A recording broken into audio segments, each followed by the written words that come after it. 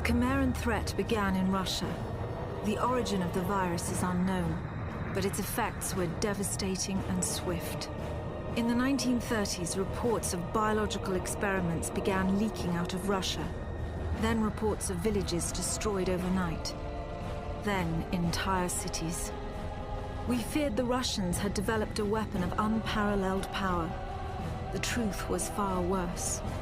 The Chimera stayed sealed within Russia for over a decade.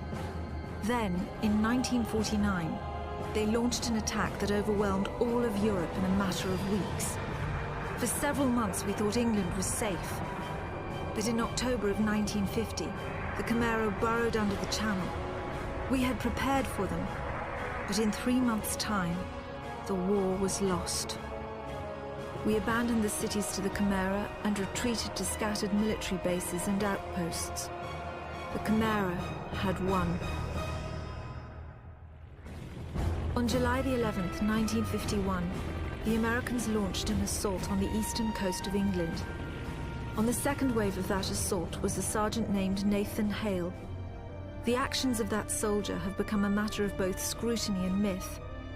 What follows are the known events of his life from July 11th to July the 14th, the day he was last seen.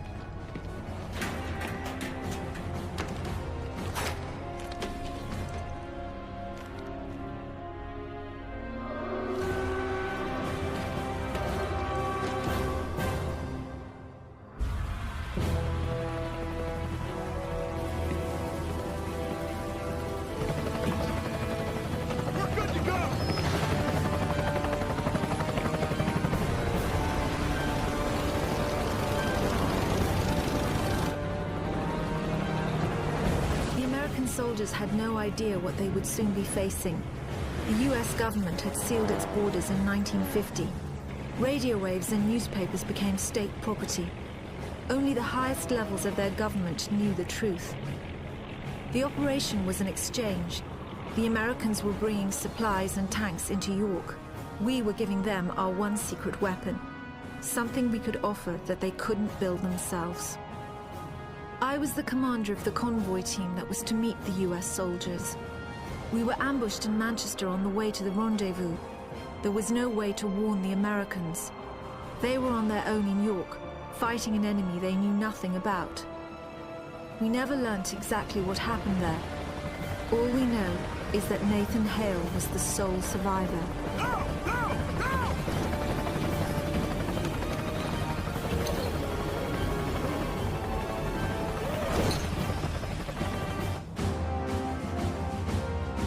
Captain, you seeing this? What the hell is that?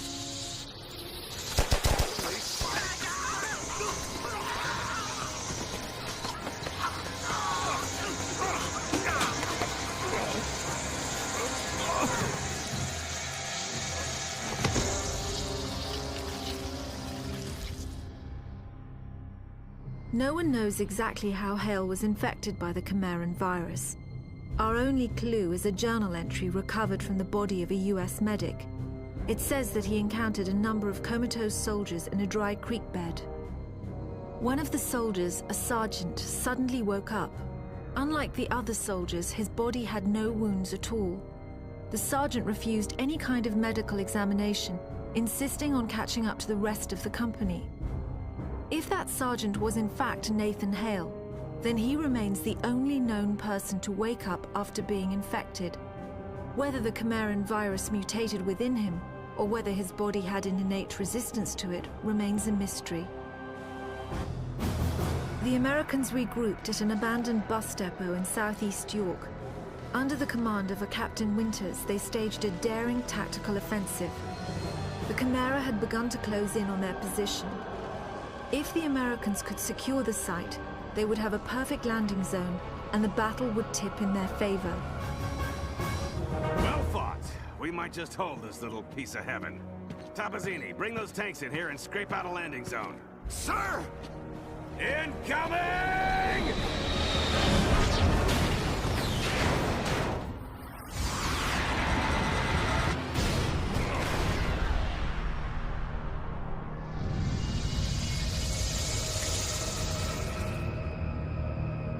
We know from the craters that the Chimera ended the battle by launching spires.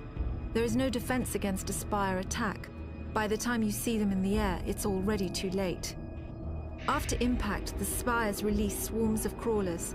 Literally thousands of them can come from a single spire. Whole cities have been infected in minutes. After the crawlers have done their work, the Chimeras send in carriers to collect the dormant victims. The role of the carriers is to transport infected humans to conversion centers.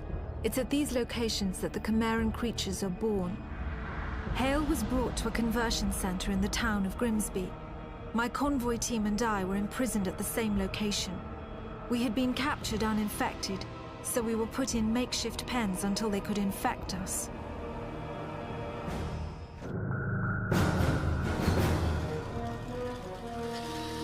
Oi, mate! Over here! Over here! Help us! Get us the hell out of here! Hey! Over here! The console! Shoot the console! Bloody hell! Thanks for that. I'm Parker. Hey, Sergeant Hale, 1st Rangers. An American. We thought the Chimera stopped all of you in York. Chimera?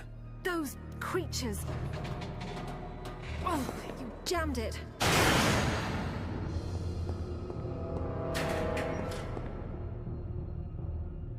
I'm sorry, Hale.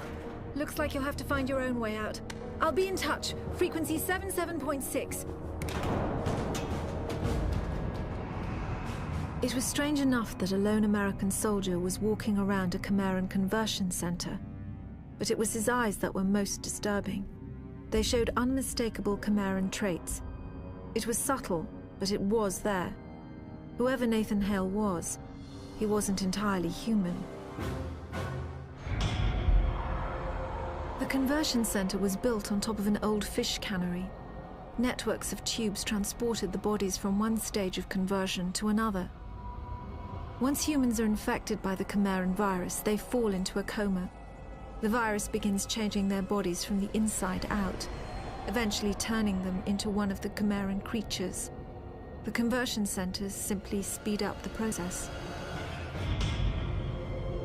During the second phase of the conversion process, the humans are wrapped in cocoons. This accelerates the final stages of the conversion. What emerges from the cocoon is determined by the strain of the virus. Each Chimeran creature is created by a separate strain. What we call hybrids, the ones that most closely resemble humans, have the shortest gestation period. The more beastly creatures take months to create and are made from multiple human bodies.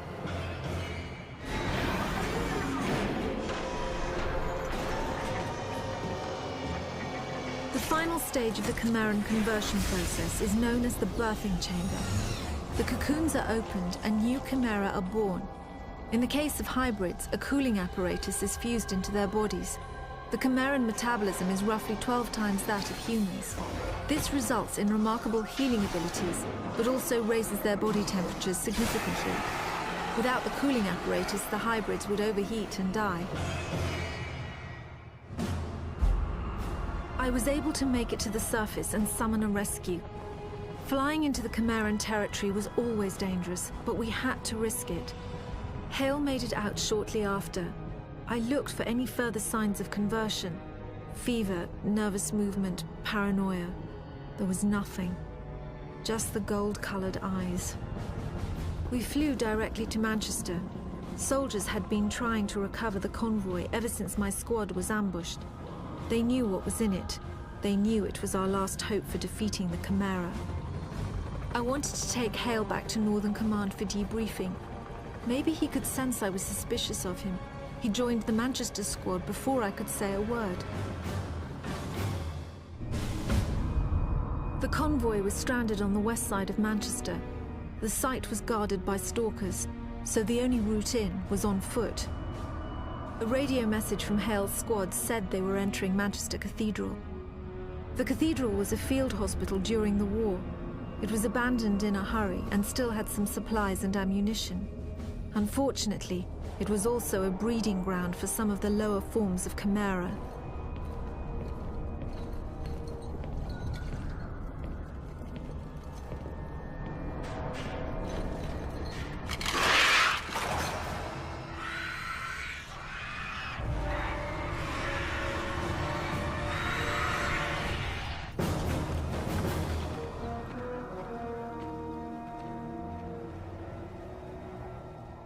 mate. You all right? Get in here! Captain Mitchell's squad had located the convoy. Unfortunately, Stalker sightings in the area made immediate recovery impossible. The Stalker is one of the Chimera's most feared weapons. They move quickly and fire anti-aircraft missiles with deadly accuracy. The technology used in the Stalker remains one of the most intriguing and frustrating mysteries of the Chimera. Mitchell had been fighting a losing battle most of the morning, holding out until reinforcements arrived. Meanwhile, the Chimera kept coming. To everyone on the ground, it seemed the convoy was all but lost. Mitchell to command. Site secure. All stalkers down. You've got your convoy. How about getting us a sodding medic? Parker here. We're inbound, Captain. 4 minutes out.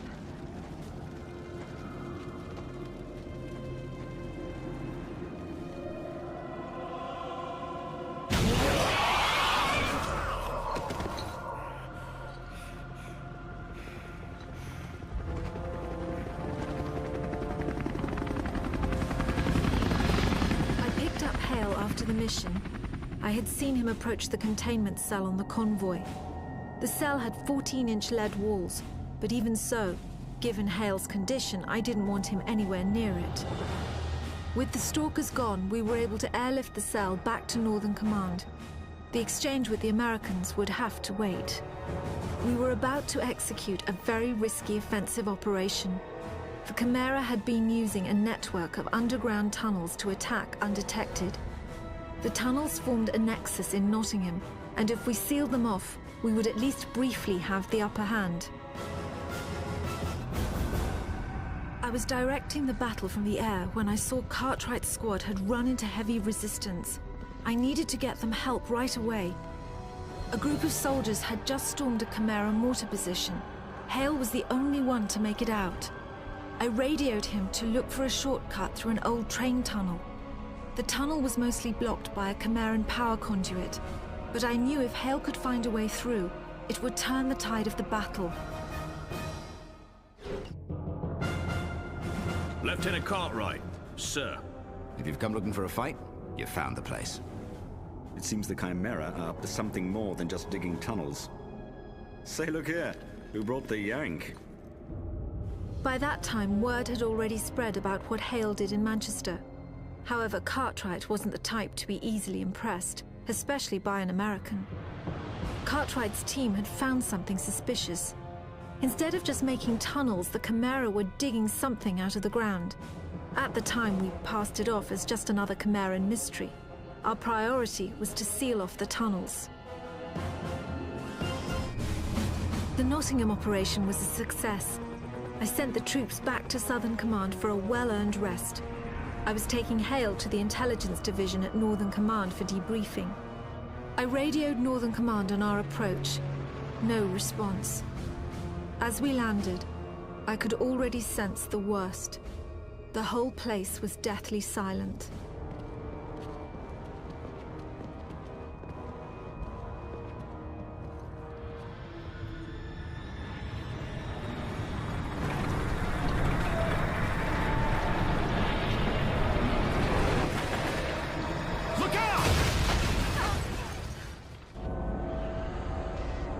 Been trying to radio Hale since the cave-in.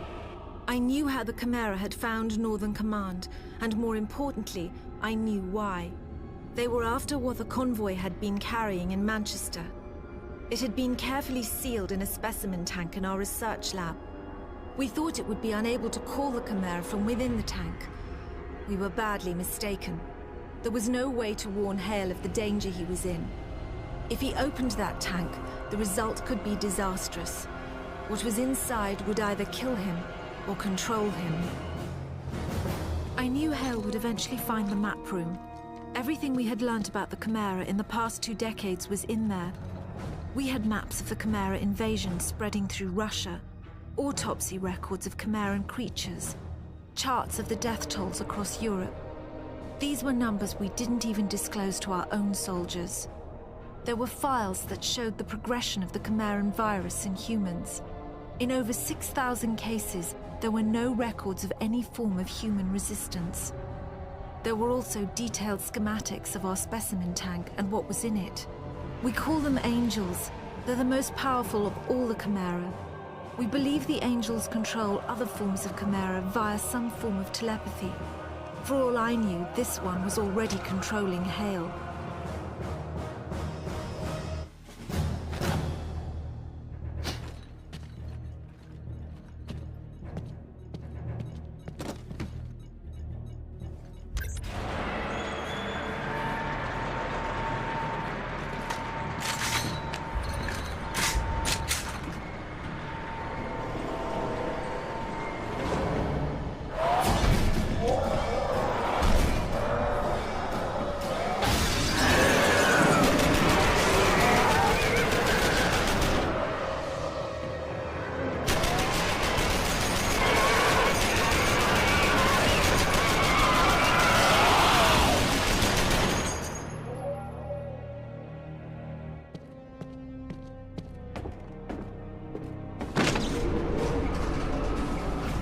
I'd almost given up hope of him surviving when I saw Hale coming up in the lift.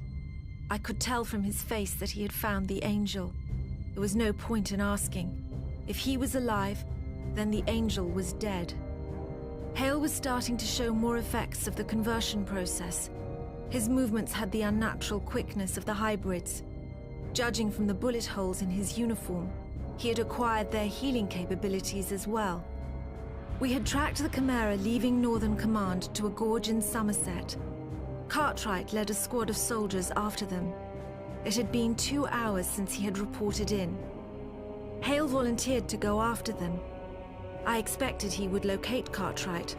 There was no way I could have imagined what else he would discover in that gorge.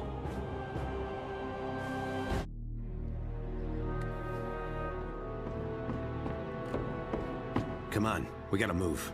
Give it a moment. Cartwright was the best soldier in my command. Nothing got past him.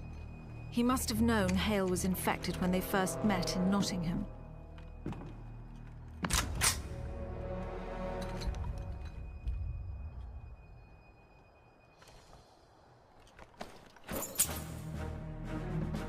Fortunately, Cartwright never cared too much about the small stuff. The Chimera tend to establish themselves near large population centers. Their presence in a remote region like Somerset was highly unusual. The gorge was filled with factories that built stalkers and dropships, but we had seen those before. Deeper into the gorge, the Chimera were hiding something far more alarming.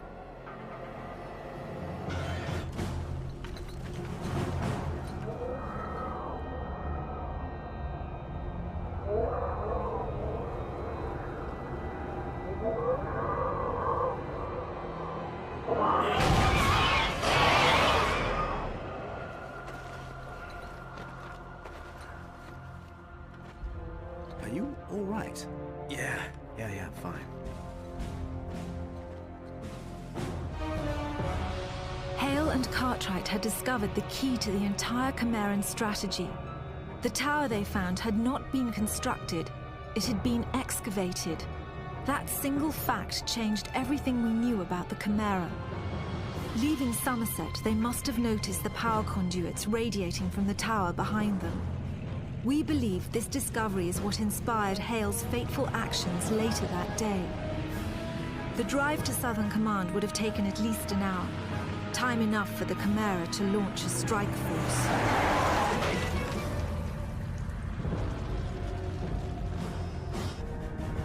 The soldiers fought off the worst of the attack on the northern entrance, but we then faced a graver threat. The Chimera had infiltrated the hangar on the south side. If we didn't get the planes out safely, then all would truly be lost. Get to the hangar! Make sure all the transports get out!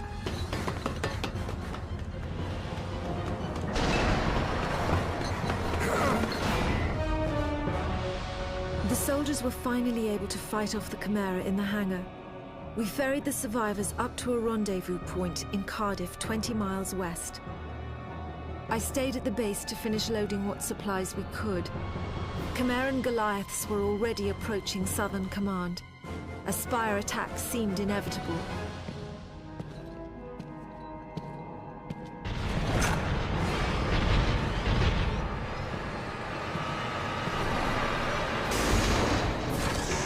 Get in here.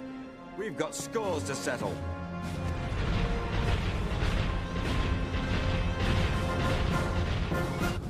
Southern Command was lost. More than half our troops were lost with it. If not for the heroism of Cartwright and Hale, many more would have been killed, myself included. We were flying the survivors to a makeshift camp in Cardiff. Despite my insistence, Hale refused to board the last plane. The last time I saw Hale, he was looking over a map Cartwright had given him. I learnt later that it detailed the known paths of the power conduits. The conduits only run above ground for a short distance before burrowing deep into the Chimeran tunnels. Entering those tunnels is nothing short of suicide. Nevertheless, I believe that is exactly what Hale did.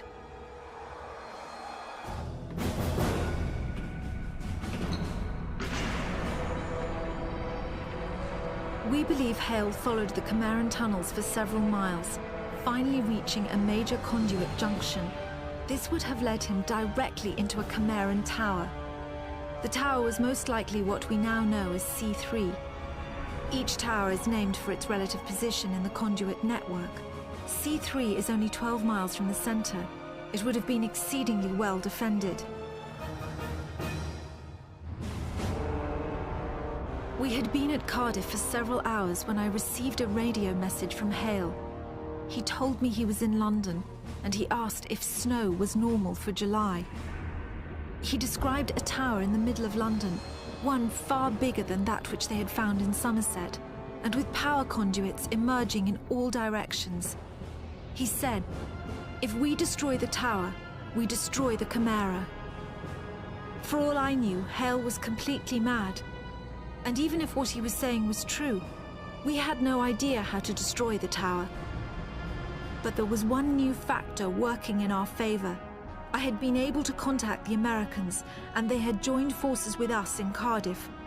I decided to gamble that Hale was right. I convinced the Americans to help launch a full assault on the tower. We were bringing everything we had to London. I was counting on Hale to clear out a landing zone. If he couldn't take out the stalkers, the mission would be over before it began.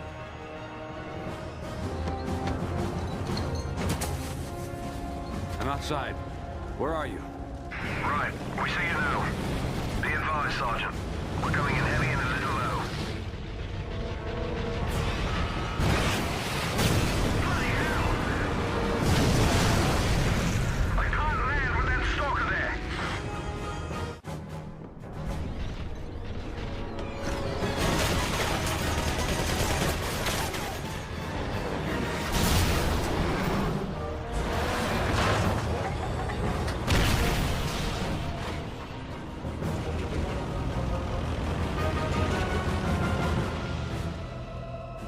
Forces arrived in London nearly unscathed.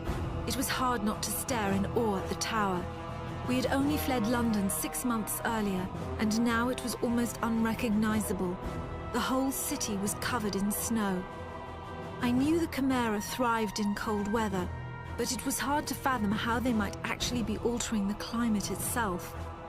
The power conduits, the snow, and the tower had to be related in some way. There was no time to think about it. Their armies were already guarding the tower, and more would be coming. We set the tanks up in assault formation and started across Tower Bridge. The last tanks were crossing the bridge when we saw Goliaths approaching from behind. We had to destroy the bridge before they caught up to our tanks. Hale and a few other soldiers took up defensive positions while the charges were being set.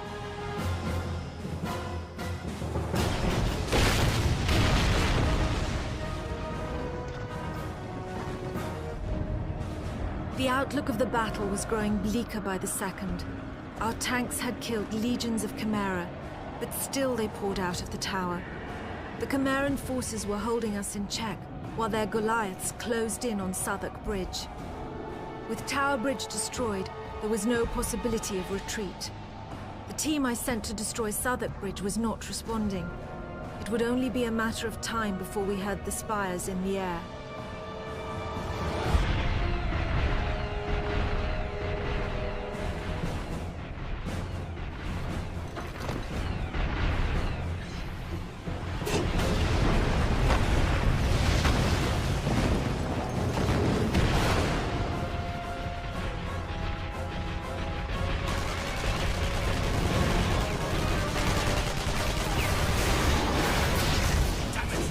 Could have used that. I know. I was only trying to disable it. Let's go. We have to catch that Goliath. Not bad shooting, I'd say. Considering I was hit and all. You go ahead. I'll cover this entrance.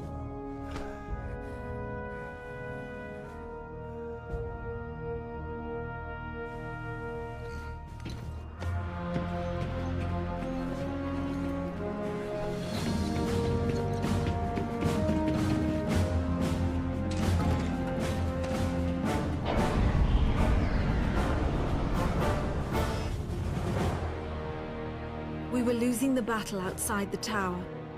The few tanks that remained would soon be overwhelmed by the seemingly infinite hordes of Chimera.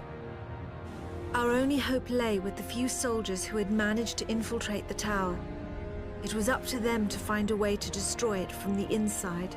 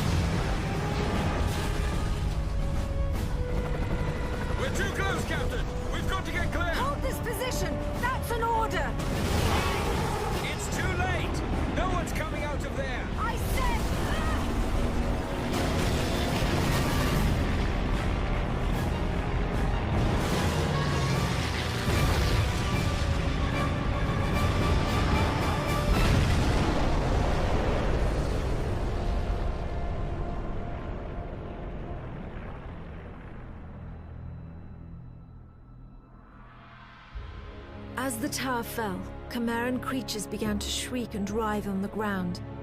They died within minutes. We believe they were simply unable to survive the loss of the Angels.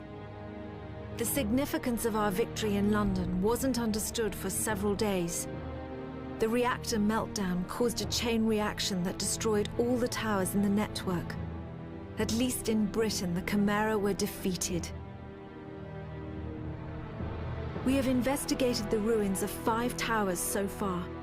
As we attempt to reverse engineer the complex technologies we find, the mystery of the Chimera only deepens. With combat subsided, the soldiers have been searching the rural villages for survivors. So far, we found 921 hiding in bunkers and basements, 78 of them children. Cartwright's youngest daughter, Angela, was among them. As for Nathan Hale, his body was never recovered. He was presumably incinerated inside the tower. The American military lists him as killed in action, July the 14th, 1951. A part of me still believes he might have escaped somehow. I even thought I heard his voice on the radio just after the tower exploded. I'll never know for sure.